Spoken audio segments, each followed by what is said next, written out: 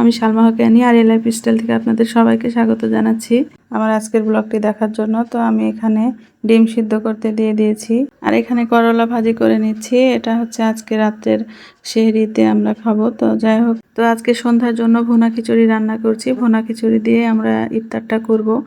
ডিম ভুনা, মুরগির মাংস এগুলো দিয়েই খিচুড়ি দিয়ে ইফতারটা হয়ে যাবে। তো সব একসাথে রান্না বান্নাগুলো সেরে নিচ্ছি আর কি। সেহরির আর ইফতারের বা রাত্রে যেগুলো আমরা খাবো সেগুলো সবগুলোই একসাথে রান্না বান্না করে নিচ্ছি রাত্রে। আজকে আর ঝামেলা করব না। তো এগুলো আমি আসলে ভর্তা করব, সেই জন্য কেটে রেখেছি আলুগুলো। মানে খিচুড়ির সাথে আমি আলু ভর্তা খেতে খুব পছন্দ করি।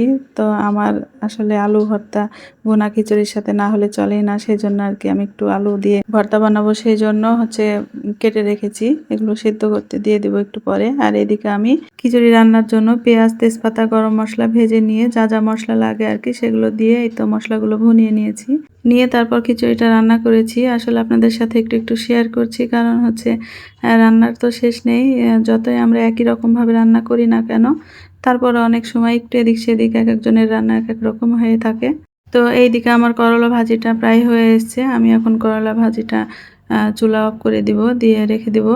আর ওইদিকে হচ্ছে খিচুড়িটা রান্না করব, তারপরে মুরগির মাংস রান্না করে নিব। তারপর যা যা ভাজা পোড়া আছে আর কি সেই ভাজা পোড়াগুলো করে নিতে হবে। তো সেগুলো আমি সব শেষের দিকে করব, কারণ এখন করলে ঠান্ডা হয়ে যাবে। তো সেই জন্য আর কি এখন আমি এই খিচুড়িটাই যে দেখুন এইভাবে ভুনিয়ে নিচ্ছি। আপনারা কে কীভাবে রান্না করেন? তো যাই হোক, আমি এইভাবে রান্না করি। এটাই একটু একটু শেয়ার করছি, কারণ আমি রান্নাটা কিভাবে করছি সেটা হয়তো বা আপনারা দেখলে বুঝতে পারবেন আসলে আপনাদের কার কার রান্নার সাথে আমার রান্নাটা মিলছে বা মিলছে না, সেটা হচ্ছে বুঝতে পারবেন আসলে আমার রান্নাটা দেখে। তো যাই হোক, এই তো আমি এইভাবেই রান্না করি। আপনারা কে কীভাবে রান্না করেন আমি জানি না, তবে প্রায় একই রকমভাবেই সবার রান্না করার কথা। কারণ এই ভুনা খিচুড়িটা আমরা প্রায় সবাই এইভাবে চাল ডাল ভুনিয়ে নিয়ে তারপরে গরম পানি দিয়ে ভুনা খিচুড়িটা রান্না করতে হয়, এটা আমরা সবাই জানি। তারপরও রান্নার তো শেষ নেই, ওই তো বললাম কত রকম প্রসেসে রান্না করা যায়। তো এই তো আমার চাল ডাল ভুনানো শেষ। এখন আমি পানি পরিমাণ মতো দিয়ে দিয়েছি। এখন আমি সিদ্ধ হতে দিয়ে দিব খিচুড়িটা। তো এখন আমি খিচুড়িটা সিদ্ধ হওয়ার জন্য ঢাকা দিয়ে দিব। তো তার আগ দিয়ে আমি কয়েকটা কাঁচামরিচ দিয়ে দিলাম। আর এদিকে আমার ডিম সিদ্ধ করে রেখে দিয়েছিলাম, সেগুলো এখন আমি ছিলে নিচ্ছি। খিচুড়িটা চাপিয়ে দিয়েছি, এখন বসে বসে এই যে ডিম সিদ্ধটা ছিলে নিব। তো আমার এক হাতে যেহেতু মোবাইল আছে, সেই জন্য আমি এক হাতে ডিমটা ছিলে আপনাদের এমনিতেই দেখাচ্ছি যে দেখুন এইভাবে এক হাত দিয়েও কিন্তু ডিম ছিলা যায়। অনেক সময় অনেক রকম কারণে দেখা যাচ্ছে এক হাত ফাঁকা নেই, তো আপনি চাইলে এক হাত দিয়ে এইভাবে ডিমটা ছিলে নিতে পারেন। আসলে চাইলে সব কিছু হয়, তো এইভাবে এক হাত দিয়েও ছিলা যায়। তো আমি সবগুলো ডিম এক হাত দিয়ে ছিলবো না, আমি দুই হাত লাগিয়ে ডিমগুলো ছিলে নিব। তো আপনাদের এমনিতে দেখালাম যে প্রয়োজন পড়লে এইভাবে এক হাত দিয়েও ছিলা যায় আর কি। তো ওইদিকে আমার ডিম ছিলা শেষ। এখন আমি এই খিচুড়িগুলো একটু নেড়ে চেড়ে দিচ্ছি, তা না হলে তলে পোড়া লেগে যেতে পারে, সেই জন্য। তো একটু নাড়াচাড়া করে দিয়ে আবারও ঢাকা দিয়ে দিলাম। তো এইদিকে আমি পেঁয়াজু ভাজার জন্য এই যে দেখুন আমি এখানে হচ্ছে সবজি দিয়ে আসলে আজকে পেঁয়াজুটা ভাজবো। মানে পাকোড়া আর কি, সবজি পাকোড়া বলতে পারেন।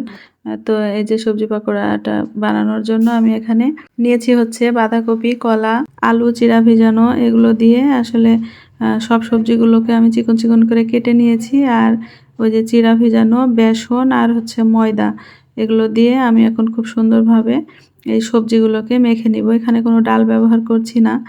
তো যাই হোক, এটা এক কথাতেই হচ্ছে সবজি পাকোড়াই বলতে পারেন। তো আমি এই সবজি পাকোড়াটা বানিয়ে নিব। আর তার সাথে কাঁচামরিচ কুচি আর হচ্ছে পেঁয়াজ কুচি, শুকনো মরিচের গুঁড়া, জিরা গুঁড়া, হলুদ গুঁড়া এগুলোও দিয়েছি, আর স্বাদমতো লবণ দিয়ে এখন আমি খুব সুন্দরভাবে মাখিয়ে নিব। আর মাখানোর সময় হচ্ছে আমি টক দই দিয়ে নিয়েছি, কারণ হচ্ছে এই টক দইটা দিলে মাখানোর সুবিধা হয়, যেহেতু সব কিছুই শুকনো শুকনো। আর টক দই বাসায় না থাকলে আপনারা হালকা একটু পানি ব্যবহার করে মেখে নিতে পারেন। অবশ্য আমার ঘরে টক দই ছিল, আমি আজকে রান্নার সময় হাতের কাছে ছিল, সেই জন্য আর কি দিয়ে নিলাম। এই পাকোড়ার সবজিগুলো টক দই দিয়ে মাখানোতে অন্যরকম একটা ফ্লেভার আসছিল, খেতে কিন্তু অনেক ভালো লাগছিল। তো এটার মধ্যে চাইলে আপনারা ডিম ব্যবহার করতে পারেন। আর পানির পরিবর্তে ডিম, দুধ এগুলো দিয়ে মাখলে এই পাকোড়ার ফ্লেভারটা অন্যরকম হয়ে যায়, খেতে ভীষণ মজার হয়, অন্যরকম একটা মজা লাগে খেতে। তো আপনারা চাইলে এই পাকোড়াটা বাসায় তৈরি করতে পারেন এইভাবে সেম প্রসেসে। তো এই যে আমি এখন এই পাকোড়াগুলো ভেজে নিচ্ছি। তো এই পাকোড়াগুলো ভাজা হয়ে গেলে আমি এরপর বেগুনিগুলো ভেজে নিব।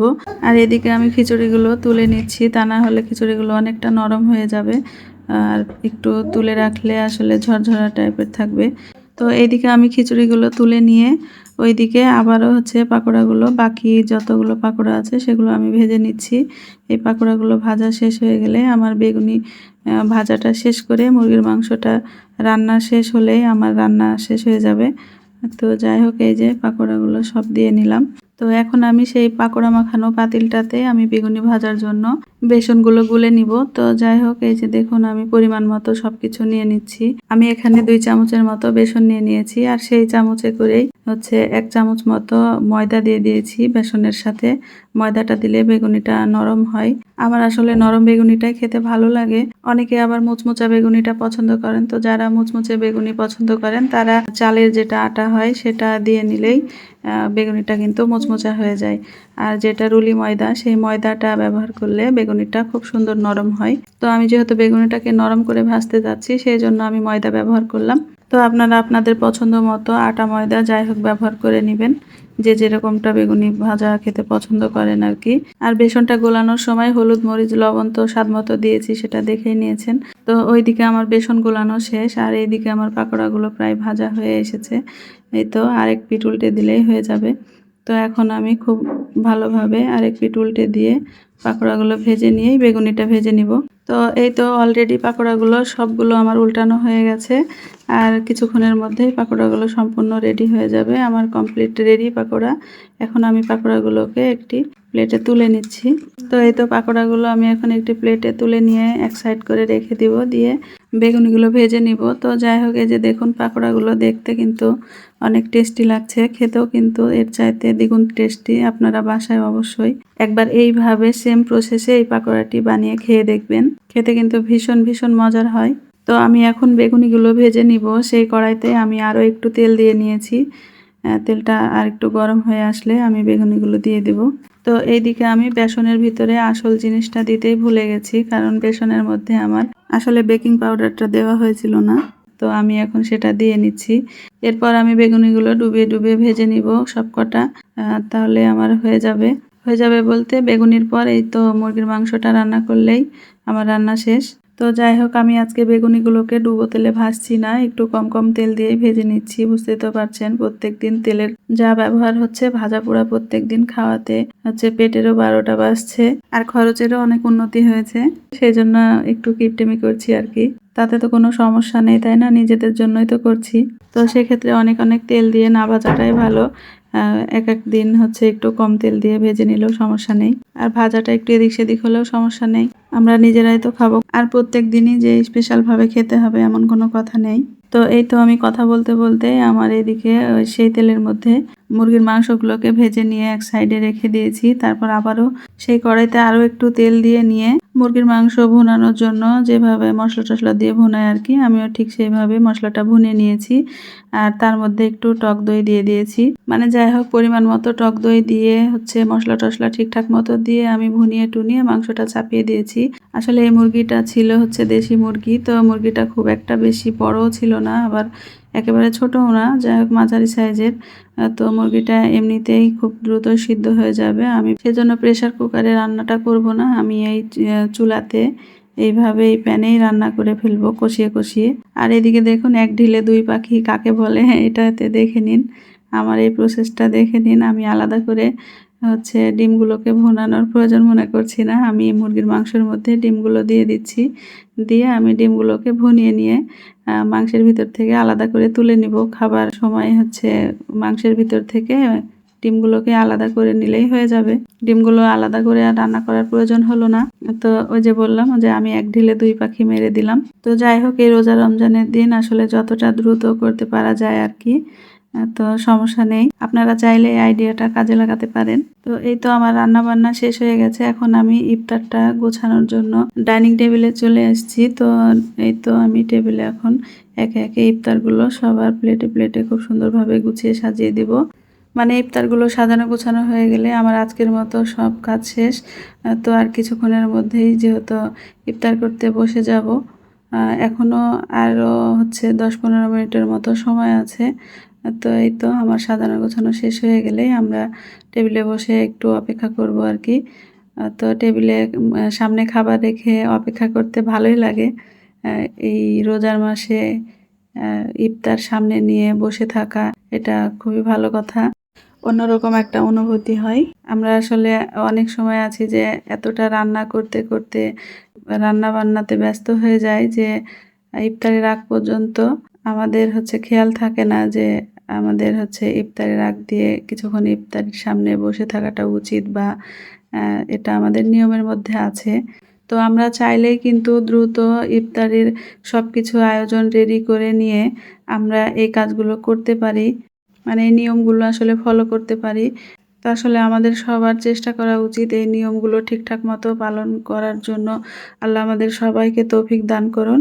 আর সবার এই রমজানটা অনেক অনেক ভালোভাবে কাটুক, সেই দোয়াই করি। আর সামনে যেহেতু আমাদের খুশির ঈদ আসছে, সেই ঈদটাও যেন সবার অনেক অনেক আনন্দের সাথে কাটে, অনেক ভালোভাবে কাটে, সেই দোয়াই করছি। তো আজকের আমার এই ভিডিওটা যদি আপনাদের ভালো লেগে থাকে তাহলে অবশ্যই লাইক, কমেন্ট, শেয়ার করবেন। আর যারা আমার আজকের এই ভিডিওটা ইউটিউব চ্যানেল থেকে দেখছেন তারা আমার চ্যানেলটাকে সাবস্ক্রাইব করে আমার পাশে থাকবেন।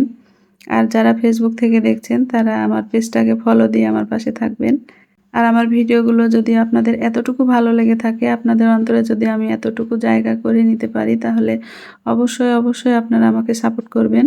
তো এখানে আমি আরিয়ান বাবুর জন্য প্রথমে প্লেটটা সাজিয়ে নিয়েছি, এরপর আমি বাকি প্লেটগুলো সব সাজিয়ে নেব। প্লেট সাজানোর সময় আমি সব কিছু যেহেতু ঝাল ঝাল খিচুড়ি দিয়ে ইফতারটা হবে, সেজন্য আমি আর এর মধ্যে হচ্ছে মিষ্টি কিছু দিলাম না। কলা, জিলাপি এগুলো যে যার মতো করে টেবিল থেকে নিয়ে খাবে। তো সেই জন্য আর আমি খিচুড়ির মধ্যে সেগুলো সাজালাম না। তো আজকের মতো আমি এখানেই বিদায় নিয়ে নিচ্ছি। সবার রোজা ও ঈদ কাটুক সুন্দরভাবে, আল্লাহর কাছে এই দোয়াই করি। তো আপনারা সবাই আমাদের জন্য দোয়া করবেন। আজকের মতো আমি এখানে বিদায় নিচ্ছি। আবারও অন্য কোনো দিন নতুন কোনো ভিডিও নিয়ে আপনাদের সামনে চলে আসব। সেই পর্যন্ত আপনারা সবাই সুস্থ থাকুন, ভালো থাকুন। আজকের মতো আমি এখানে বিদায় নিয়ে নিচ্ছি। আল্লাহ হাফেজ।